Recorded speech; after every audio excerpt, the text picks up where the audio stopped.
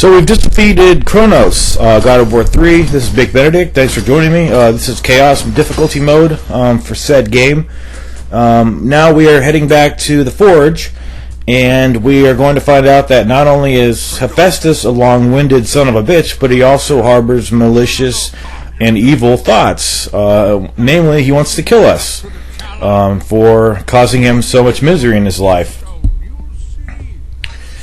So, I'm calling this video Nemesis Whip because we're going to acquire the Nemesis Whip, and I included this cutscene in because it's kind of a cutscene and kind of not one.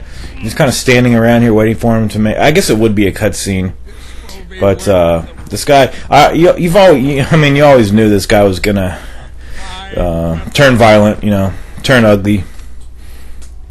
So. The Nemesis Whip is a really good tool to use. It's going to come in really handy in certain situations where we need to stun enemies. So in that respect, it's kind of similar to Kronos' Rage in God of War 2. So that's another reason I like it. The weapon is pretty decent. I like it more than the Claws of Hades. So here's our retribution. It's coming. And if you're ever shocked by lightning, just remember to tap on that circle button and you'll recover. Okay, so got a couple quick time events, and we get to test out the. First of all, we're going to test out the weapon over here, and all you need to do here is it's gonna pan right over to where the area where you need to hit it with the whip.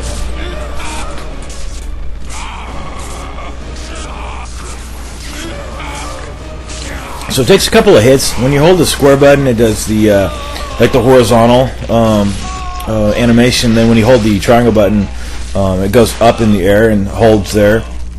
I'm definitely going to have to do a little bit more looking at the moves for that weapon because I really want to use it a bit more in my guide. It's a great weapon. It comes in really handy on the Zeus boss fight, the third stage of that boss fight. So. I actually really liked the next chapter in this game. It's called the Daedalus's Workshop. I don't know, just because I solved the puzzle. When I first played the game, it was kind of challenging to figure out how to do that puzzle. But anyway, so this is where you practice with the weapon, and I was kind of rusty with it, as you could tell here.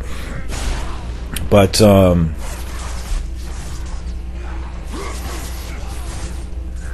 yeah, not too much is going on in this chapter.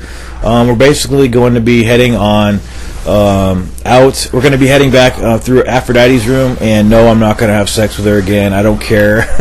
I don't think you get that much orbs anyway. So I kind of just slid past her bed, just hopefully, so I didn't have to edit any or blur any nudity out, and I didn't have to. I was really lucky. So snuck out of that bitch's room. Oh man, good times in this game. I hope there's even better times in God of War Ascension. But how could there not be? How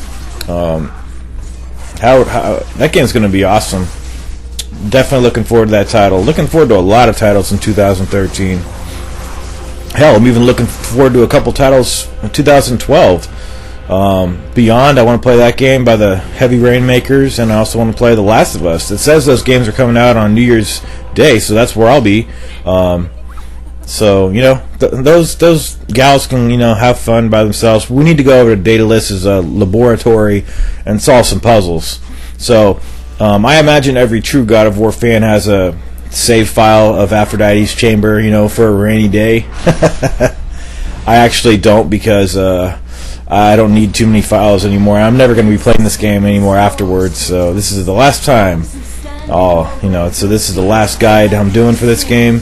But that's not to say that I ever don't like it. It's just that I want to play some other stuff. So here's some magic, and look at all these combos I'm getting. It's crazy the amount of numbers you could rack up. So it's really good for getting combos. So also nice to have infinite magic there. And head on over here. We're going to the Upper Gardens. Yeah, and 2 videos from now will be the Maze Gardens, and normally I don't really like that level. just because that was kind of stupid puzzles. But I've really grown to like that level a lot more, just because, I don't know, just the enemies over there, and we're introduced to the satyrs.